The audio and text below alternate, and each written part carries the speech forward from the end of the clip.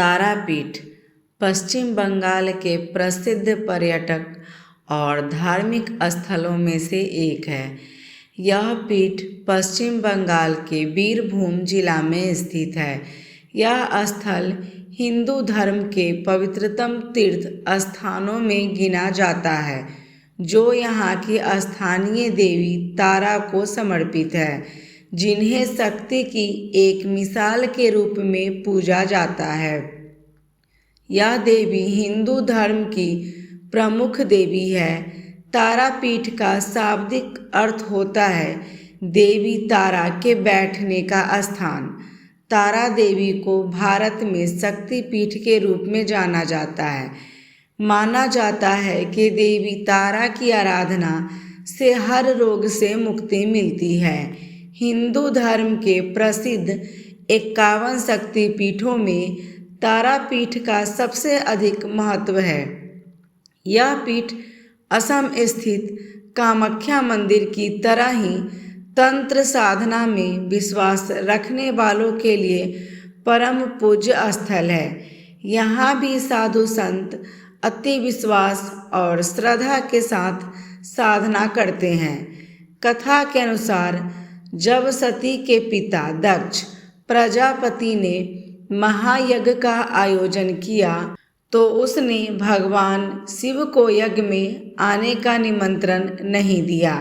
शिव के मना करने और समझाने पर भी सती बिना निमंत्रण के ही पिता के यज्ञ में सम्मिलित होने के लिए आ गई। इस समय दक्ष ने सती को के सक्षम अनुपस्थिति भगवान शिव को बड़ा भला बुरा कहा और उन्हें कठोर अशब्द कहे।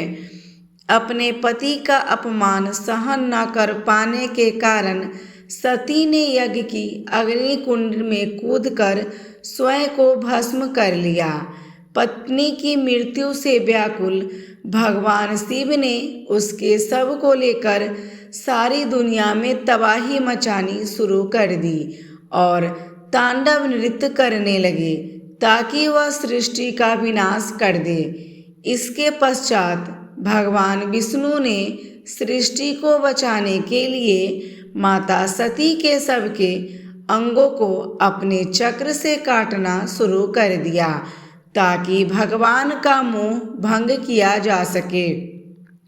कटे हुए अंग जिन जिन स्थानों पर गिरते गए वहाँ वहाँ शक्ति पीठ की स्थापना होती गई। माना जाता है कि तारापीठ वह स्थान है जहाँ सती के तीसरे नेत्र का निपात हुआ था। तारापीठ में देवी की आंखें गिरी थी। बंगाली में तारा का अर्थ आँख होता है। यह शक्तिपीठ जिस स्थान पर स्थित है उसका नाम पहले चंडीपुर था, जिसे बाद में बदलकर तारापीठ कर दिया गया। प्राचीन काल में महर्षि वशिष्ठ ने इस स्थान पर देवी तारा की उपासना करके सिद्धियां प्राप्त की थी। उन्होंने इस स्थान पर एक मंदिर भी बनवाया था जो अब धरती से में समा गया है। तारापीठ में देवी सती के नेत्र गिरे थे, इसलिए इस स्थान को नयन तारा भी कहा जाता है। वर्तमान में तारापीठ का निर्माण जयव्रत नामक एक व्यापारी ने करवाया था।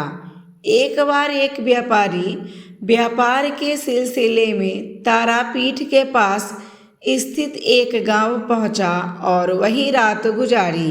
रात में देवी तारा उसके सपने में आई और उससे कहा कि पास ही एक शमशान घाट है। उस घाट के बीच में एक शिला है, उसे उखाड़ कर विधिवत स्थापना करो। जयव्रत व्यापारी भी माता के आदेशानुसार उस स्थान की खुदाई करवाकर शिला को स्थापित करवा दिया। इसके बाद व्यापारी ने देवी तारा को एक भव्य मंदिर बनवाया और उसमें देवी की मूर्ति की स्थापना करवाई। इस मूर्ति में देवी तारा की गोद में बाल रूप में भगवान शिव है, जिसे माँ स्तनपान करा रही है। तारापीठ मंदिर का प्रांगण शमशान घाट के निकट स्थित है। इसे महाशमशान घाट के नाम से जाना जाता है। इस महाशमशान घाट के जलने वाली चिता की अग्नि कभी नहीं बुझती है। यहाँ आने पर लोगों को किसी प्रकार का भय नहीं लगता है। मंदिर के चारों ओर द्वारका नदी बहती है। तारापीठ मंदिर में बामाखेपा नामक एक साधक ने देवी तारा की साधना करके उनसे अनेक सिद्धियां हासिल की थी। यहाँ भी रामकृष्ण परमहंस के समान ही देवी माता के परम भक्तों में से एक थे।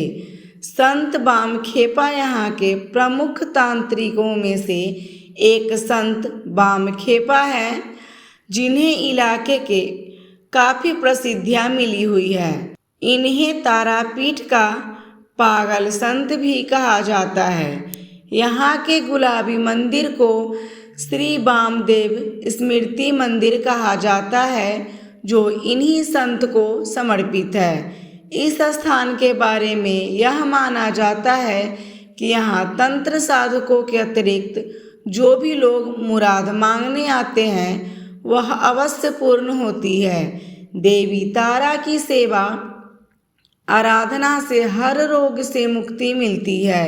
यदि किसी का शरीर रोग से ग्रस्त हो गया है या कोई प्राणी पाप से कष्ट भोग रहा है, वह जैसे ही हृदय से तारा तारा पुकारता है तो ममतामयी तारा माता अपने भक्तों को इस त्रिताप से मुक्त कर देती है।